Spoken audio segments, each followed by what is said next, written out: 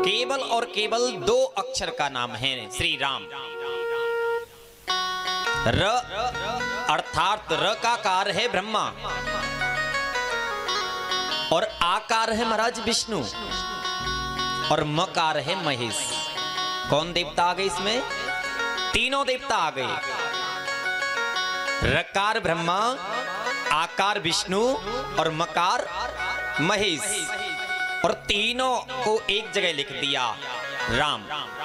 तीनों देवताओं को एक जगह बिठा दिया।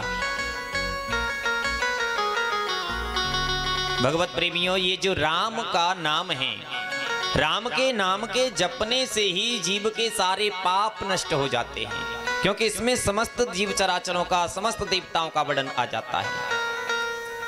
राम नाम के जपने से इस संसार में मोह रूपी रात्रि में सोए हुए लोग भी जाग जाते हैं और ब्रह्मा के द्वारा त्रिगुणात्मयी ये प्रपंचमयी इस सृष्टि से वैराग्य प्राप्त कर लेते हैं।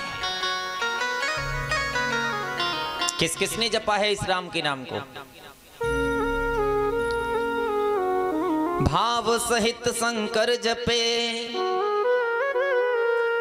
जपे को भाव मुनिबाल, कुंभकर्ण आलस जपे, अनख जपे 10 भाल। राम के नाम को जपना चाहिए, चाहे कैसे भी जपो। कोई जरूरी नहीं कि हमें बहुत ज्यादा समय मिले तो ही हम माला लेकर के जाप करने को बैठे, नहीं, कोई ऐसा जरूरी नहीं है। सीधा सा वर्णन आता है, भाव को भाव अनख आलस हो, ये नाम जपत मंगल दिश दश हो। कभी भी जपो, कैसे भी जपो, उल्टा जपो, सीधा जपो, समय से जपो, असमय जपो, कैसे भी जपो। कितना सुंदर भाव दिया है। भाव सहित शंकर जपे, जपे को भाव मुनिबाल, और कुंभकर्ण सोवत जपे, अनक जपे 10 भाल। अर्थात राम के जो नाम है, राम नाम को भाव सहित भगवान शंकर ने जपा है। किसने जपा? भगवान शंकर ने। उन्होंने सबसे पहले इस कथा को, पूरी रामचरितमानस को रचना करके अपने हृदय में रख लिया। एक बार प्रेम से कहिए, शंकर भगवान की। बड़े प्रेम से, बड़े भाव से भगवान शंकर ने इस कथा को जपा है। और वाल्मीकि जी महाराज ने इस राम के नाम को कुभाव से जपा। कैसे जपा?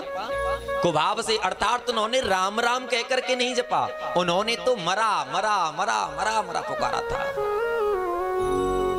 क्योंकि जब विपत्ति का समय आता है, व्यक्ति घबराने लगता है, तो उसके मुख से अनाप शनाप न जाने क्या क्या निकलने लगता है। उन्होंने उल्टा जरूर पुकारा, मरा मरा कहकर के पुकारने लगे, लेकिन उनकी वाणी जिब्या जब पलट गई तो मरा मरा की जगह पे वही राम नाम में परिवर्तित हो गया। और जब राम का नाम परिवर्तित हो गया, राम राम जपने लगे, तो प्रभु ने उनके ऊपर बड़ी सुंदर कृपा कर दी।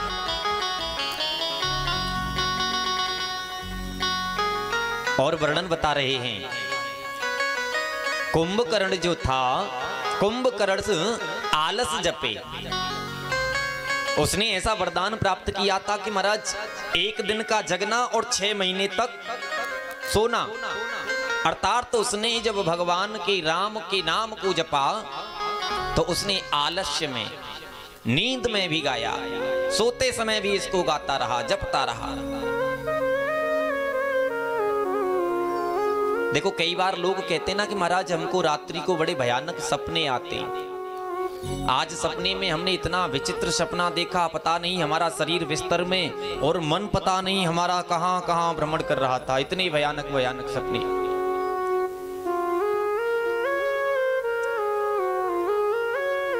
कवियों के ऐसे सुंदर मत हैं, संतों ने भी कुछ ऐसा बताया है कि रात्रि के सोते समय हमें जो सपना आता है,